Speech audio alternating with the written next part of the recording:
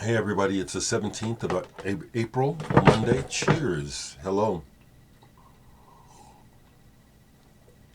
Yeah, right away. I was hacked. So if you get some weird email from me, it's not me.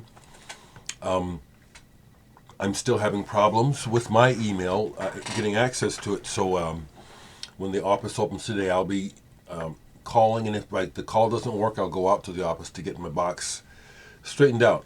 Um, but in having people contact me to check out whether or not it was me. I'm finding out from other friends who have businesses that hacking and phishing is just out of control. And I'm rather lucky. I just talked to a friend of mine who runs an art photography business, and he was explaining how something like this happened to him recently, and he had to, besides the passwords, he had to do a data dump. He had to move stuff on the internet to protect it. You know, his business, had gotten it. So, like I say, it's really unfortunate, but it's the world that we live in, and there's just people with bad intentions, people who live in different parts of the world where, all they're trying to do is get by and they're doing anything they can. It doesn't excuse it, but that's how this part of how this stuff proliferates. I was able to find that one of the addresses was in Nigeria and one was in Denver that was had hacked me. But I don't. I just wanted to. I just want things to be fine. Okay. Well, folks, by now I'm going to tell you about someone who just lost another giant, important musician, and and I note these things, and so I share them. We just heard that jazz pianist Ahmad Jamal passed away. He was 92, I understand. Now, Ahmad Jamal is someone I grew up with hearing when out in the 60s in the hood, or at least ways from my experience. Ahmad Jamal's music was ubiquitous. Everybody had Ahmad Jamal albums. Leastways, that was how it seemed to me. I mean, it's probably because of my parents' background with jazz and stuff, but it seemed like everybody they knew had Errol Garner and Ahmad Jamal albums. And so, in some ways, I kind of took him for granted a lot over the years because of his style. It's beautiful and it's flowing, but it's also kind of like, it's almost like cocktail in a way. But he's very good, and I respect him. So when I heard the news, I pulled this because this is a very good album. Tranquility came out about 1968. And the thing about him, okay, so this is what it is. Ahmad Jamal is not above playing to entertain. And so he plays with great grace and beauty, but he plays stuff like I say, a little prayer, the look of love, all these love songs, as well as tunes where you can hear him get expansive. He's quite a player. Wasn't born Ahmad Jamal, but apparently got interested in Islam early on in his life and changed his name. I'm going to play this today. I didn't last night. I've had more Ahmad Jamal records and gotten rid of them because, like I said, I kind of got to a point where it's like I took him for granted. But here's one I have. Free Flight is on Impulse. I need to check this out. But this one is interesting. My copy of this is interesting because this is a fluke. It comes, and it was a misprint. The inner information didn't make it into the album. That's kind of interesting. This is a live album recorded at Montreux. So I don't remember what this sounds like. So this goes on today. And this goes on today. This was my brother's album, Poinciana, Ahmad Jamal. And this is one of those that I remember hearing as a kid. Yeah, and that label too, Argo, that was a label that I saw a lot because of him and Ramsey Lewis. And here's another one out of my brother's. This might even have been my dad's. No, I don't remember this, but Happy Moods. I don't even have the cover. Ahmad Jamal. So, definitely had to say something about the man. Rest in peace, I say to him. Okay? So I hope y'all had a nice weekend. It was a nice, excuse me. When folks tell me about what's going on with you, I actually do read it, people. You know, it's not that I'm here to interact and talk about what's happening in your lives, but if you feel like if it helps you to share something with me, that's cool, because I do read it, okay? Yes. Sampling, yeah. So, to keep going musically, I do have some more Dear Diary to share on the good side. So, doing the video shoot with the David Nance group was very healing, because I don't hang out. You see, I don't drink, and so I don't go out. And everybody else in David's circle, they're all very social. They drink, and they like to go out and hang out and socialize, and I don't. So I hadn't seen David for a while, hadn't seen the rest of the band for a while, so it was really good to reconnect, and it was healing, you know. And I got some mails from David yesterday. Very, very happy, because it's kind of like, you know, he just basically said, you know, it's like, man, you're really good with the camera. Have to take some pointers from you, and it was just really good to be in your presence again. And how about you do, you know, so you're not doing Earth Day with us, but how about you do my next gig, which is actually a better gig in June at a festival in Lincoln. Not Lincoln Calling. This is another one. I think it's the Lincoln Arts Festival. And he said, and it pays good. I said, that's what I'm talking about. That's good news. And I said, yes, David, of course I want to play. And thanks for having me in your collective, because that's how I'll call it. Since I have to share the bass spot with another bass player, I'm in the group, but it's like I'm more in the collective. So I said, yeah, and thank you. The other bass player, Sam, is good, but he doesn't have the bottom the way that I do. You know, I know how to groove. It's something that you learn over time, you know, and you use your whole body. A lot of people don't understand how to do that. That's why I'm in the Hall of Fame here in Nebraska. Because if you let me play bass in your band, I will make you sound better. That's not ego, that's skill. It really is. So, very happy that happened, you know. And just reconnecting with David felt really good. Okay. So I did something yesterday, and I thankfully I didn't put the records away. I put some of them away. I had a leisurely day at home yesterday. Didn't do much of anything, and I went to bed really early. So what did I do? I didn't do any music work. I listened to records, and my challenge yesterday, I challenged myself to play some records out of my collection that I always skip over. Okay? And so that's what I did. Now, I didn't put them away, thank goodness. I did put 2 records out in the trade pile in the kitchen, because I did come up with one stinker, and that was Peter Gordon, horn player out of New York.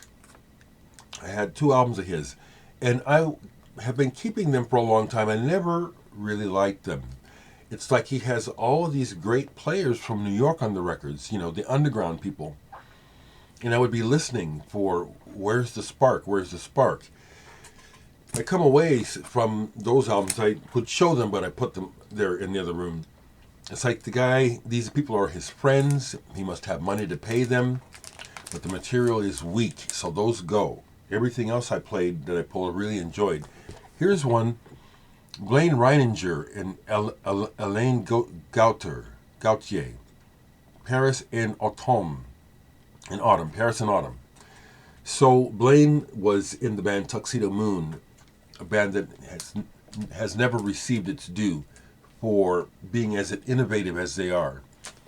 So he is someone that there's a time when you could pick up cheap records, that his records, no one was buying them, so they ended up in the cutouts and the cheapos, and so I bought them. But like other people, I'd listen to them and they'd it's okay. This is pretty good. It's not great, but it's better than okay. It's maybe similar to Talking Heads a little bit on this one. It's on that cool Belgian label, Le Disque du Crépuscule. So this was, that was good to hear. It was good to hear. This one was sent to me by someone. I hardly ever listened to it. Mum. Yesterday was dramatic, today is okay. Kind of hard to describe. There's a playfulness, and there's also a lot of sound craft going on here, which I do like. What the songs are about have never... I don't even know what the songs are about because it doesn't hit me. But this was good. It was like, this is a unique sound. This is cool. It's like I need to pay more attention to them and explore it a little more. Again, something that was sent to me. Hunter Musket. As I was listening to this, I picked up on the subtle Christian, seemingly Christian content in their lyrics. It's not like preachy, but it's in there. But musically, this is, as you see, acoustic guitars, 3 guys. It's really good. They play really well. Musically, these are some very good songs. Melodically, beautiful. This is quite good, and it's a collector's item. This is a reissue. The original on Decca is pretty hard to get. I doubt the person who sent this to me even watches me anymore, but thank you. It was a long time ago. Here's another one. This artist sent this to me for review. Ari Mundo. And this is a limited edition. I have number 42 out of 100. Nocturnal Perambulation. Now, the reason why I often would skip this over when looking for stuff to play is because I know it's kind of a dark, kind of creepy sort of sound. And it is. It's darkly ambient, catacombs-like, like you're in a tunnel or some kind of big, vast space, and it's kind of creepy, but it's really well done. So I enjoyed this yesterday. It's like, this is really good stuff. It's just not a place that I want to be in a lot. Okay. Thomas Rapp, Pearls Before Swine. One Nation Underground. I think this is his first album on ESP. This is an actual ESP run. It's still got the inner poster. This is really good. He has a lisp. And it's real pronounced, It's real pronounced. It's like you don't hear singers who have lisp just letting you know. So his is just real pronounced. And after a while, it sounds kind of cool. But beyond that, the songs are very good. The music is very good. His words, when you pay attention to them, are kind of like, what is he talking about? Okay. He's pretty counterculture for the times. This came out in like 1967, I think. Yeah, 1967. This is very good. So I was glad that I pulled that. Another one I haven't played in years. This is great. Cherub Safety Match. This is somewhere between prog and like a band like Man. The Wales band Man.